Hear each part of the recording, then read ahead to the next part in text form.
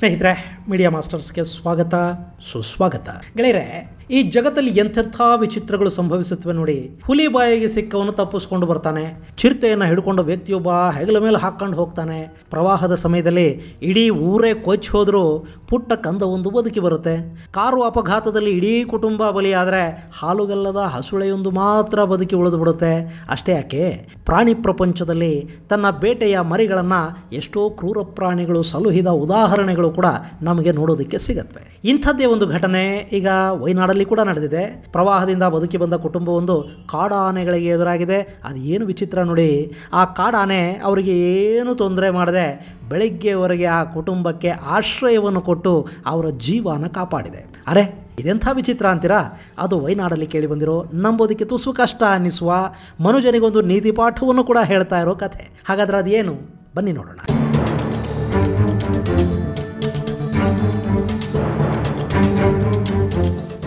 ಗೆಳೆಯರೆ, ನಾವು ಸುಮಾರು ಒಂದು 2 ದಶಕಗಳ ಹಿಂದಿನ ಸಿನಿಮಾಗಳಲ್ಲಿ ಒಂದಷ್ಟು ದೃಶ್ಯಗಳನ್ನು ನೋಡ್ತಾ ಇದ್ವಿ. ಚಿಕ್ಕ ಮಕ್ಕಳು ಕಾಡಲ್ಲಿ ತಪ್ಪಿಸ್ಕೊಳ್ತಾರೆ.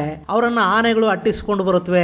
ಆ ಮಕ್ಕಳು ಭಕ್ತಿಯಿಂದ ಆನೆಗಳ ಮುಂದೆ ನಿಂತು ಕೈ ಮುಗಿದ ತಕ್ಷಣ ಆ ಆನೆಗಳು ಕೂಡ ಅವರನ್ನು ಏನು ಮಾಡದೆ ಅಲ್ಲಿಂದ ಹೊರಟು ಹೋಗುತ್ತವೆ. ಈ ದೃಶ್ಯಗಳನ್ನು ಇವತ್ತು ನೋಡಿದವರು ಸಾಧ್ಯನೇನ್ರಿ ಇದೆಲ್ಲ? ಕಾಡಲ್ಲಿ ಯಾವುದೇ ಕಾರಣಕ್ಕೂ ಆನೆ ಬಂದಾಗ ನಿಂತ್ಕೋಬಾರ್ದು, ಹುಲಿ ಬಂದಾಗ ಓಡಬಾರ್ದು ಅಂತ ಅರಣ್ಯ ಇಲಾಖೆಯ ಸಿಬ್ಬಂದಿನೇ ಹೇಳ್ತಾರೆ. ಯಾಕೆಂದರೆ ಆನೆ ಅನ್ನೋದು ಅಷ್ಟೊಂದು ವೈಲೆಂಟ್ ಆಗಿರುತ್ತೆ. ಅದು ತನ್ನ ಕೈಗೆ ಸಿಕ್ಕವರನ್ನು ಬಡಿದುಕೊಂಡು ಹಾಕತ್ತೆ. ಇನ್ನು ಕೋಪ ಬಂದರೆ ಮನುಷ್ಯನನ್ನು ಕಾಲುಗಳಿಂದ ತುಳಿದೇ ಕೊಂದು ಹಾಕತ್ತೆ. ಇಂಥ 10 ಘಟನೆಗಳನ್ನು ನಾವು ಕರ್ನಾಟಕದಲ್ಲಿ ಕೂಡ ಕಂಡಿದ್ದೀವಿ. ಅದರಲ್ಲೂ ನಮ್ಮ ಆಲೂರು, ಸಕಲೇಶ್ಪುರ ಭಾಗದಲ್ಲಿ, ಚಾಮರಾಜನಗರದ ಕಾಡಂಚಿನ ಗ್ರಾಮಗಳನ್ನು ಕಂಡವರಿಗೆ ಇದು ಗೊತ್ತೇ ಇರುತ್ತೆ. ಆದರೆ ಕೇರಳದಲ್ಲಿ ಮಾತ್ರ ಇದೆಲ್ಲದಕ್ಕೂ ತದ್ವಿರುದ್ಧ ಅನ್ನಿಸುವ ಒಂದು ಘಟನೆ ನಡೆದಿದೆ. ಆ ಘಟನೆಯ ಹಿಂದಿನ ಹೀರೋ ಕೂಡ ಒಂದು ಕಾಡಾನೆ. ಇದು ನಿಮಗೆ ಅಚ್ಚರಿ ಅನಿಸಿದರೂ ಕೂಡ ಆನೆಯ ಕೈಯಿಂದ ಬಚಾವಾಗಿ ಬೆಳಗಿನವರೆಗೆ ಅದರ ಜೊತೆಯಲ್ಲೇ ಇದ್ದು ಅದರ ಆಶ್ರಯದಲ್ಲೇ ಬದುಕಿ ಬಂದವರು ಹೇಳ್ತಾ ಇರೋ ಮಾತಿದು. ಆಕೆ ಹೆಸರು ಸುಜಾತ ಅನಿನಂಚಿರ.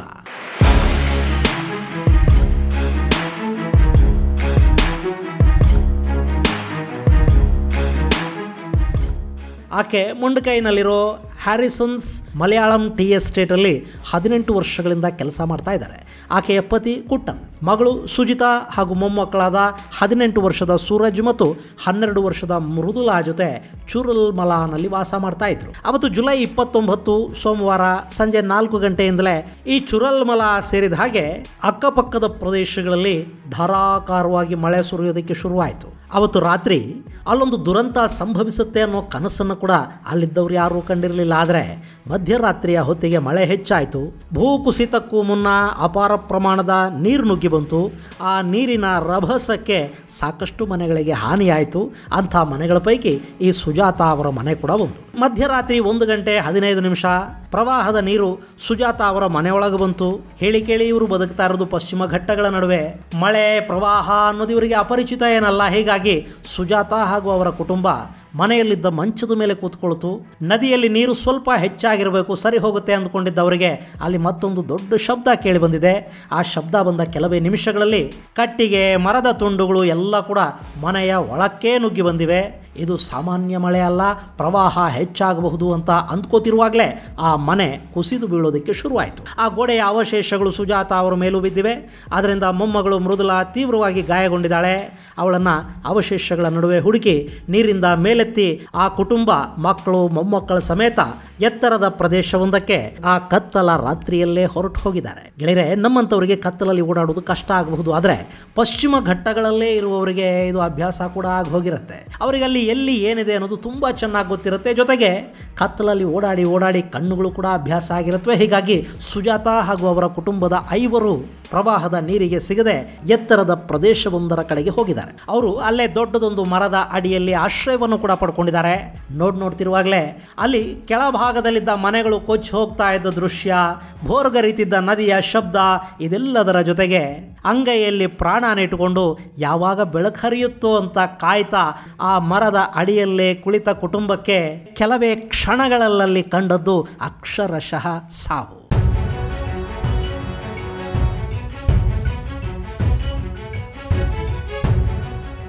ಗೆಳೆಯರೆ, ಅಲ್ಲಿ ಮರದ ಕೆಳಗೆ ಅವರು ಕೂತಿದ್ರಲ್ಲ, ಸ್ವಲ್ಪ ತಲೆ ಎತ್ತಿ ಆ ಕಡೆ ನೋಡಿದ್ದಾರೆ.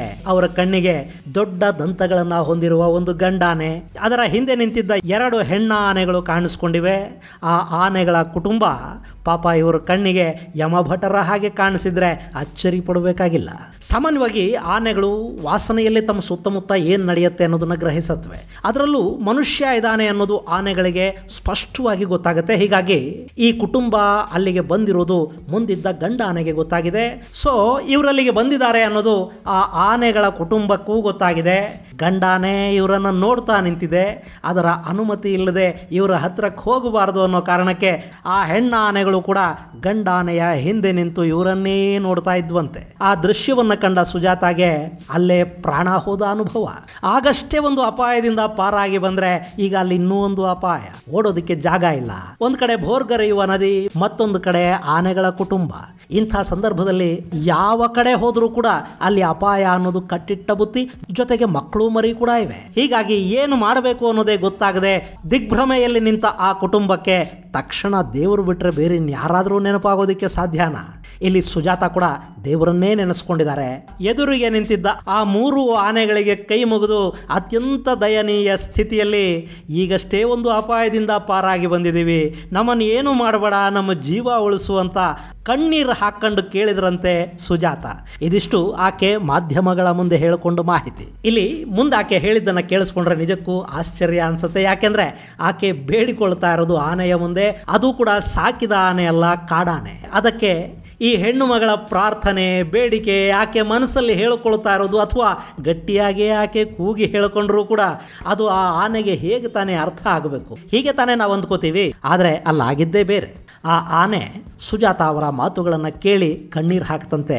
ಆ ಆನೆ ಸುಜಾತ ಅವರ ಮನವಿಗೆ ಓಗೊಡ್ತಂತೆ.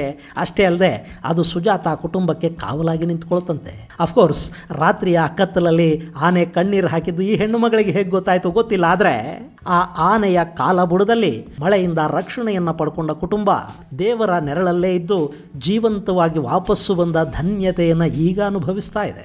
ಆದರೆ ಆನೆಯ ಕಾಲುಗಳ ಅಡಿಯಲ್ಲಿದ್ದ ಅಷ್ಟೂ ಕ್ಷಣ ಅವರ ಮನಸ್ಸು ಅದು ಏನು ಯೋಚಿಸ್ತಾ ಇತ್ತೋ, ಅದೆಷ್ಟು ಭಯದಲ್ಲಿ ಅವರು ಒದ್ದಾಡ್ತಾ ಇದ್ರೋ ಅದು ಅವರಿಗೆ ಗೊತ್ತು, ಆ ದೇವರಿಗೆ ಗೊತ್ತು.